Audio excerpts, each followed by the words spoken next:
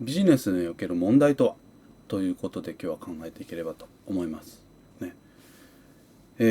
まず問題解決スキルというのはですね、やはりビジネスパーソンにとっては必須の、コンセプチュアルスキルです。ね。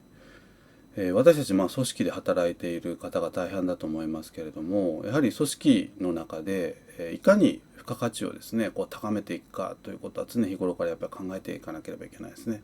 でそんな中でやはり問題解決というのはその付加価値を高めていくために一番近道というかですね、必須のスキルというふうに言ってもいいんではないでしょうか。ね。特に組織というのはですね、中長期的な視点で、維持成長発展していくという前提でですね、運営をされていきますので、その中でですねやっぱり常に創意工夫が求められますと。でそのベースとなるのがですね、今回取り上げていきたいと思っているこの問題解決、問題解決のスキルということになります。ね。さて、ではビジネスにおける問題というのはどういうふうに定義をされるでしょうかということなんですね。でこれも私実際のセミナーの中でですね何名の方かにお伺いをするんですけれどもね、そうするとですね、困ったこととかね、悩んでいること、そういう答えも返ってくるんですけれども、実はビジネスにおける問題っていうのはきちんと定義がされていますね。その定義というのはですね、あるべき姿、ね、求められる姿でもいいんですけども、あるべき姿と現状のギャップのことを問題というふうにビジネスでは定義がされますということなんですね。でこのあるべき姿あるいは求められる姿というのは何かというと、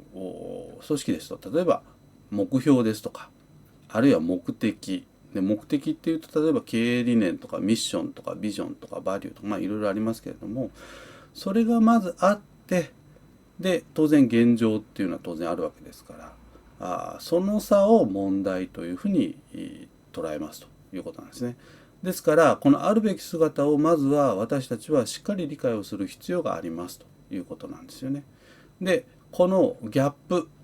差を定量的に捉えていくということが解決につながりますということなんですね。すなわちこの定量的に捉えた問題をいかに解決をしていくかというのが、生産性の向上につながりますのでね、繰り返しになりますけれども、目標目的をまず私たちはしっかり理解をする、すなわちあるべき姿をきちんと理解をした上で問題を捉えていきましょうということです。で、じゃあできるビジネスパーソンっていうのはどういう人なんでしょうねってことなんですけれどもね、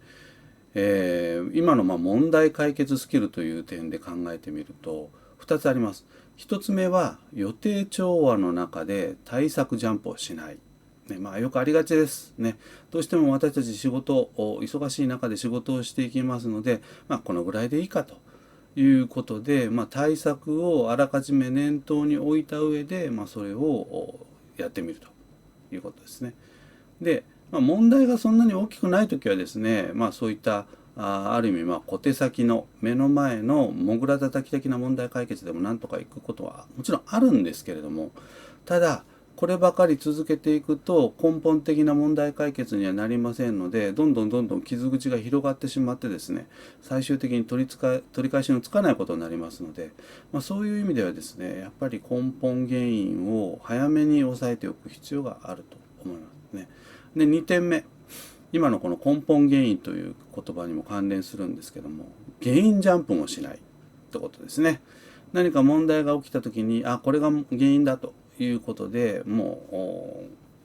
う即決するわけではなくてですね、やっぱり原因っていうのはきちんとまた深掘りをしていかないとですね、根本原因までたどり着きませんのでね、やっぱりできるビジネスパーソンっていうのはいきなり対策にもジャンプしないし原因にもジャンプしないね。じゃあそのためにどうするかということはですね、また改めて考えていければと思います。